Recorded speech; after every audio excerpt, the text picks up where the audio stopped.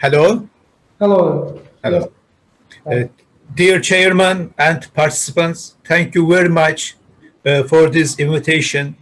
I deeply appreciate your brave work, especially Professor Yuri. He is conducting very good jobs. He is conducting series of conferences and editing several scientific journals. Uh, Firstly, I want to introduce myself. Uh, I am here as a guest because I am not going to submit any scientific paper here. I am from Turkey. I am working in education faculty in Sinop. Sinop is the most part of the Turkey on Black Sea shore.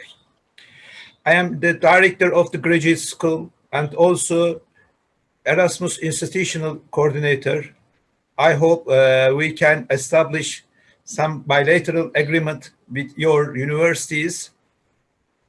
Uh, Today, a very important day for us, for Turkish nation, because this day, the 10th of November, is the or lose of the founder of modern Turkish Republic, Gazi Mustafa Kemal Atatürk. He passed away 82 years ago.